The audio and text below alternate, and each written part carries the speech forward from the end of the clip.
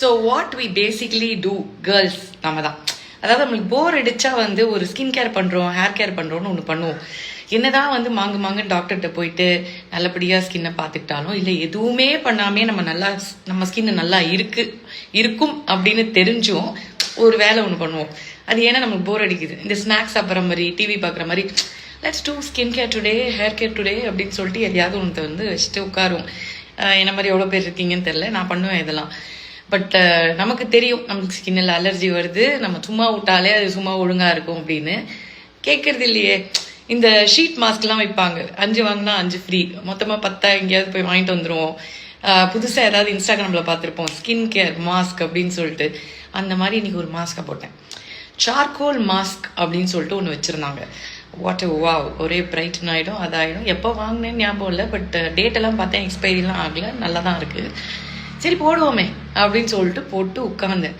அதை போடும்போதே லைட்டாக டவுட் வந்தது. இந்த சோப்பு தண்ணி, இந்த சர்ஃபு டிட்டர்ஜென்ட்லாம் போடுவோம்ல, அது பபிள் ஷீட் மாஸ்கா. அதை போடும்போதே யோசித்தேன், என்ன இது ஒரு மாதிரி சரியில்லையே அப்படி.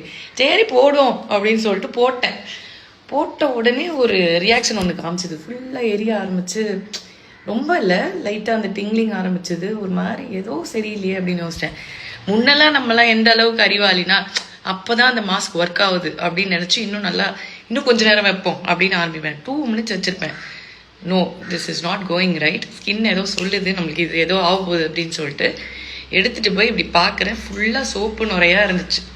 கடைசியில் வாஷ் பேசினை வந்து வாஷ் பண்ணுறதுக்கு தான் அதை நான் வந்து யூஸ் பண்ணேன். அப்போ எடுத்து பார்த்தோன்னே லைட்டாக வந்து ரெட் ஆகிற மாதிரி ஒரு ஃபீலிங் இருந்தது. உடனே போய் ஃபேஸை வாஷ் பண்ணிட்டு, யூஸ்வலாக இந்த பேபி மாய்ஸ்சரைசர் இருக்கும்ல, அதுதான் நம்ம போடுறது எப்போவுமே, அதை போட்டு உட்காந்துட்டேன். ஸோ துருன்னு இந்த வேலையெல்லாம் பண்ணக்கூடாது. எதுவாக இருந்தாலும் வந்து டாக்டர்கிட்ட கன்சல்ட் பண்ணும் if there is a problem. இல்லை உங்கள் ஸ்கின் சும்மாவே நல்லா தான் இருக்குது அப்படின்னா நிறைய தண்ணி குடிங்க, ஜாலியாக இருங்க, ஸ்ட்ரெஸ் இல்லாமல் இருங்க. நல்லபடியாக வந்து க்ளீன் ஹீட்டிங் கொஞ்சம் கஷ்டம்தான், பட் இருந்தாலும் ட்ரை பண்ணுங்கள். ஸோ ஸ்கின்னுக்கு ஏற்ற மாதிரி உள்ள சாப்பாடு சாப்பிட்டா வெளியில் நம்ம க்ளோ ஆகும் அப்படிங்கிறது மட்டும் ஞாபகம் வச்சுக்கணும். எனக்கே அப்பப்போ சில சமயம் மறந்துடுச்சுன்னா இந்த ரீலை நான் திருப்பி வந்து பார்த்துப்பேன். அகெயின் பொது நலம் கருதி வெளியிடுவது உங்கள் அஞ்சனா. தேங்க்யூ.